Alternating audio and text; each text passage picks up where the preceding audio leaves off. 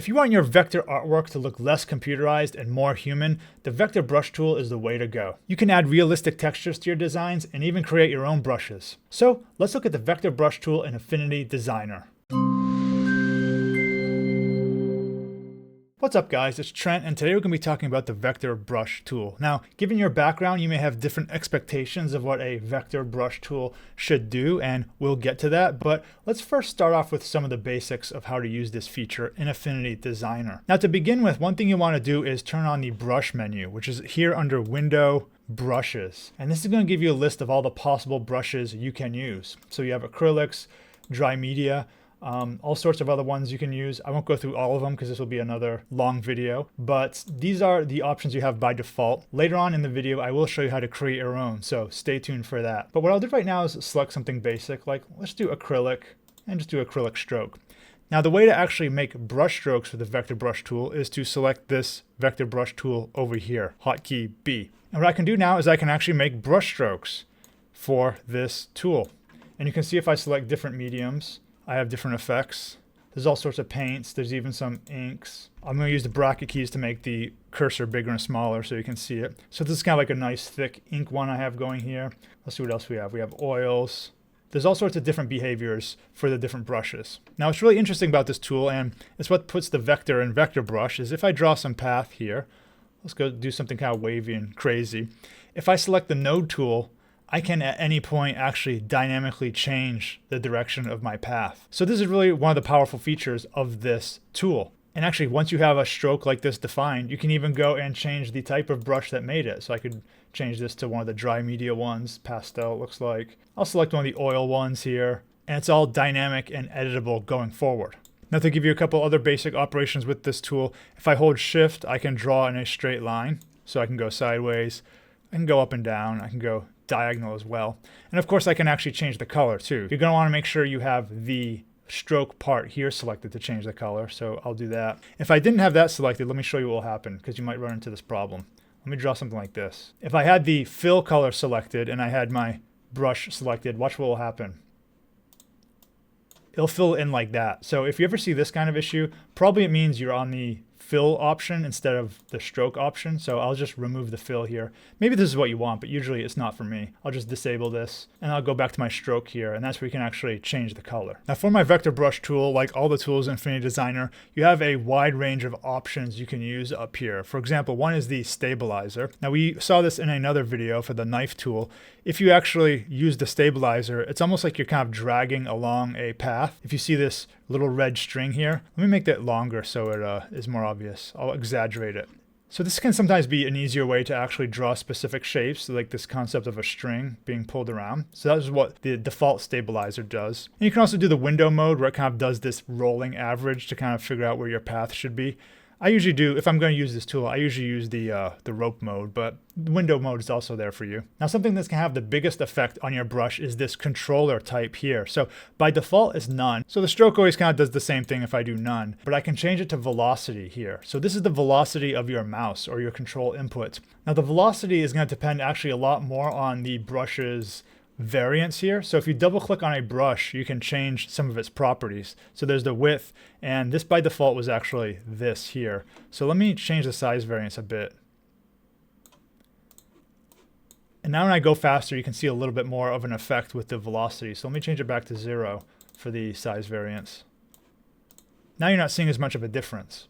Now, pressure is going to be useful if you have a stylus or some type of tablet connected to your computer. And, that's definitely a nice way to draw. I don't have one on me, but if you do, you can use that to get more variance depending on how hard you press down on your stylus.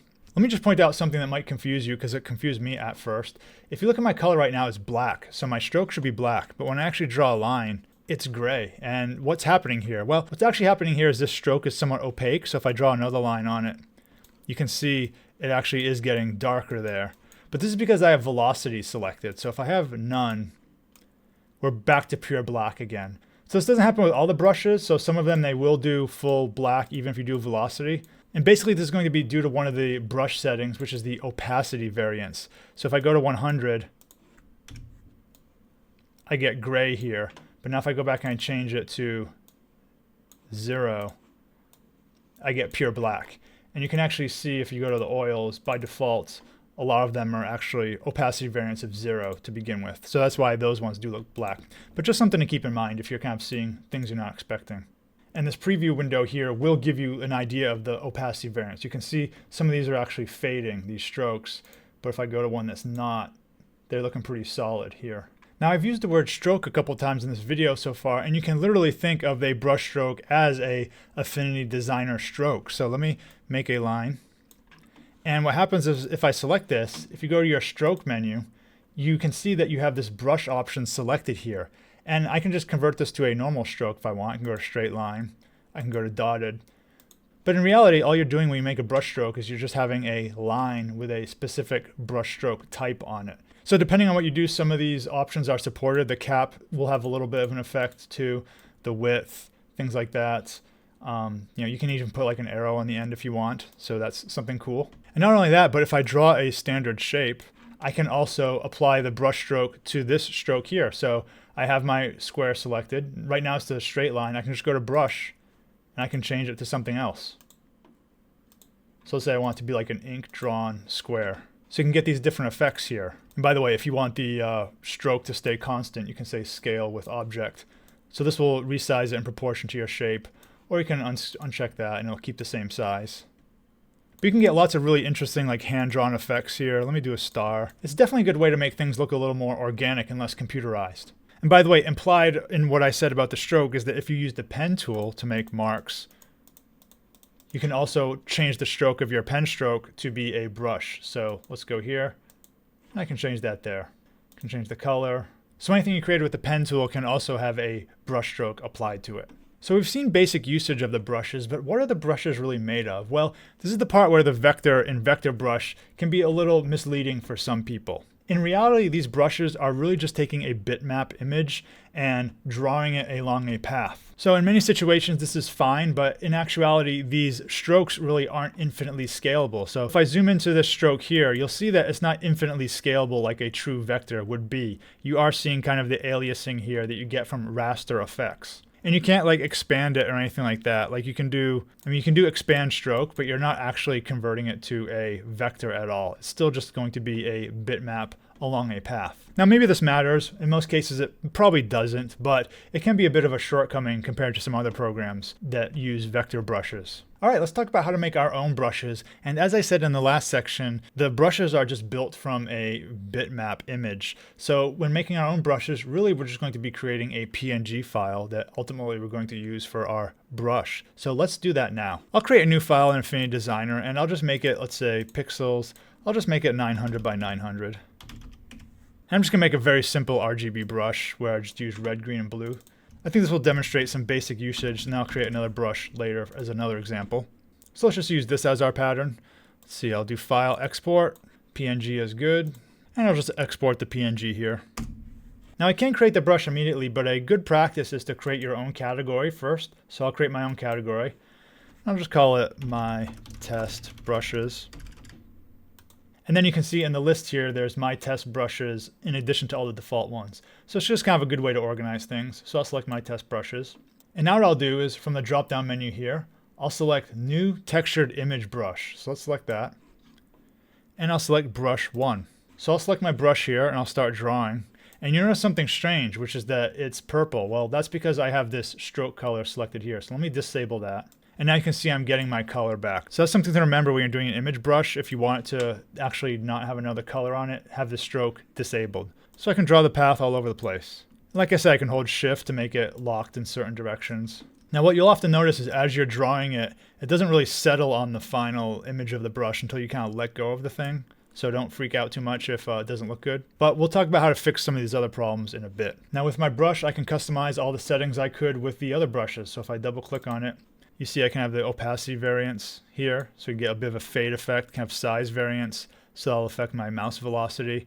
I can also change the start and end points of it, which is kind of hard to notice in this one because it's kind of repetitive in that direction. I'll do another demo after that will show that part a little bit better. But I'll close it. You can see here we get more variance in terms of opacity and all that kind of stuff. And if you draw various shapes, you can apply your brush to it. So I'll click my brush, and again it's gray because I need to disable this stroke here. And there you see the brush that I created.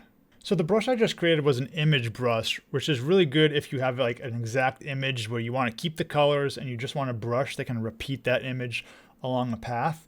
Let's look at the intensity brush here. So I created another pattern and it's just these stars here. Now the intensity brush is really good when you just, again, have a simple two-tone pattern like black and white.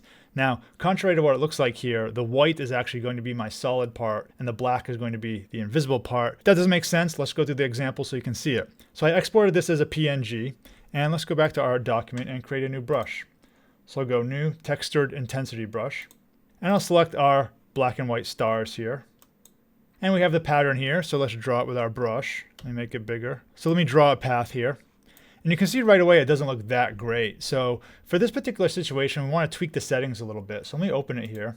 And what I'm actually going to click is repeat pattern here. And that's basically going to give us what we want. So you can see that in this situation, it was really important to use the repeat patterns. Okay, so now that I made that change, let's try again, see how it looks. Let me make the brush bigger so you can see it. And you can see we're getting some awesome stars here. These look really nice actually. And what we can also do is you can change the color of this easily. So I can make them yellow. What it's going to do is it's going to take the black and just replace it with what your stroke color is over here. And by the way, something I forgot to mention earlier is we can also do a stroke gradient. So I have my line selected. Let me select my gradient tool here. Now nothing happens because I made a common mistake, which is that I didn't have the stroke selected. So let's do that. I'll do this. And of course, yellow and gray isn't a great color. Let's make it look a little bit better. So there we go. And all the normal gradient options are there. I'll select my fill tool. You can do elliptical, you can do radial, which is kind of interesting. Like that. And like I said before, I can pick a shape and then I can put my stars on it. And I can change the scale if I like too. So this is a good example of when you want to use the textured intensity brush. Now there is one option we didn't look at yet, which is new solid brush. I'll just briefly bring it up here. This isn't going to give you many options. It's basically just this circle, but you can change, the width. You can change the variance a little bit. It actually does kind of give a nice tapered effect. I won't go into too much detail here, but this is essentially how this one works.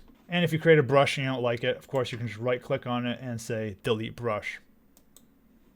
Now something you may have noticed in some of the examples is that when we have these sharp corners, sometimes our graphic just kind of abruptly ends here. So if you zoom in here, you can see there's this kind of sharp edge that we don't really want. Now whether or not this is fixable is really going to depend on the underlying image of the brush. Something you can try is playing with the handles for these corners or moving the corners themselves. So if I drag this around, I can kind of get it to line up a little bit. Now sometimes you may not have flexibility to move stuff around, like maybe your design is very specific. But there are situations where you can have a little bit of leeway in how you design things. So in this example, I kind of fixed this one. It's mostly gone.